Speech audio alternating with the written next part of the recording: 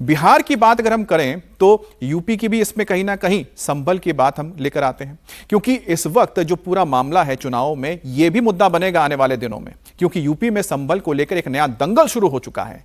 हिंदू संगठन एसआईटी की रिपोर्ट के सामने आने के बाद कहीं ना कहीं मोर्चा खोल के जो विरोधी हैं, यहां पर सत्ता के जो विरोधी हैं, उनको चुनौती दे रहे हैं। रिपोर्ट लीक होने के बाद जो तथ्य सामने आए हैं उस पर जबरदस्त घमासान मचा हुआ है। आजादी के समय संभल में 45% हिंदू थे जो दंगों और खौफ के चलते पलायन करते हुए कहां तक पहुंच गए हैं। 15 से 20% तक बची है हिंदुओं की आबादी संभल में, जिसके बाद हिंदू संगठनों ने सपा और कांग्रेस के खिलाफ प्रदर्शन तेज कर दिया है। अब से थोड़ी देर बाद संभल बचाओ यात्रा की शुरुआत होने जा रही है। विश्व हिंदू रक्षा परिषद के कार्यकर्ता संभल पहुंचने वाले हैं। 1000 से ज्यादा भगवाधारी संभल बचाओ यात्रा में शिरकत करेंगे। प्रदर्शन की इजाजत प्रशासन ने नहीं दी है, बावजूद इसके विश्व हिंदू रक्षा परिषद ने संभल कूच करने का ऐलान तो कर दिया है। अब संभल के चप्पे चप्पे में भारी सुरक्षा बंदोबस्त किए गए हैं। कल भी लखनऊ में हिंदू संगठनों ने प्रदर्शन किया था और रिपोर्ट में जिक्र किया गया था कि आजादी के बाद संभल में कई दंगे हुए, जिसके चलते हिंदू परिवार पलायन करने को मजबूर हुए। एसआईटी की रिपोर्ट सामने आने के बाद ही कई हिंदू परिवारों के घरों में ताला लग गया और बाजारों में सन्नाटा। गुरुवार को एसआईटी ने 450 पन्नों की रिपोर्ट योगी को सौंपी थी और जिसमें 22 नवंबर 2024 को हुए दंगों की जांच की भी जिक्र है।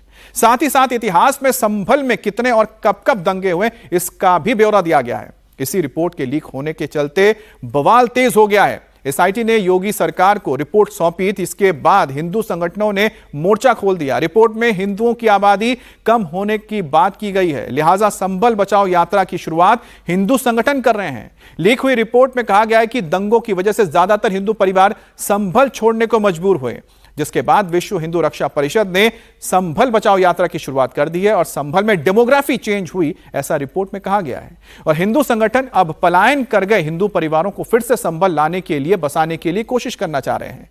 एसआईटी की रिपोर्ट लीक होने से बवाल मच गया है। एहतियातन संभल में सुरक्षा व्यवस्था भी कड़ी कर दी गई है। हमारे साथ विशाल प्रताप सिंह जुड़ गए हैं। विशाल, रिपोर्ट आने के बाद जिस तरह से हिंदू रक्षा वाहिनी जो एक संगठन है, जो इस वक्त मोर्चा खोल चुकी है, ऐलान कर चुकी है कि वो कूद कर रही है, जाने वाली है संभल, ऐसे में सरकार का इस पर स्टैंड क्या है? हिंदू संगठन तो सामने आ रहे हैं।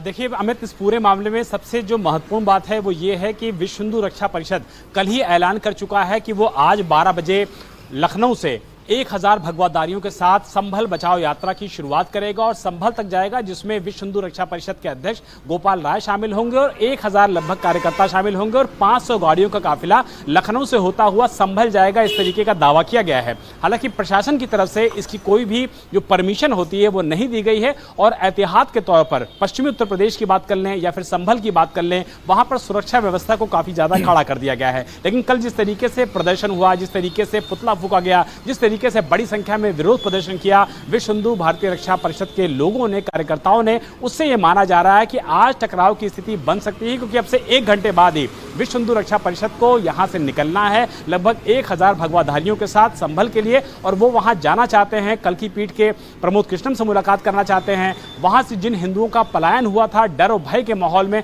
उन सबको वापस लाना चाहते हैं और एक नए संभल की इबारत लिखना चाहते हैं। लेकिन ये कितना सफल होंगे, कितना प्रशासन की परमिशन मिलेगी वहां तक पहुंचने में, ये एक बड़ा सवाल है। लेकिन यह माना जा रहा है कि आज लखनऊ में टकराव की स्थिति देखने को मिल सकती है प्रशासन और विश्व हिंदू रक्षा परिषद के लोगों के बीच में, क्योंकि परमिशन फिलहाल इस यात्रा को अभी तक नहीं दी गई है। लेकिन इस रिपोर्ट के जरिए विशाल जो तथ्य सामने आया वो तो वाकई में चौंकाने वाले हैं कि 45% से हिंदुओं की संख्या 15% तक आ जाना, यह अपने आप में बहुत बड़ा सवाल खड़ा करती है कि यह भी हुआ है आजादी के बाद।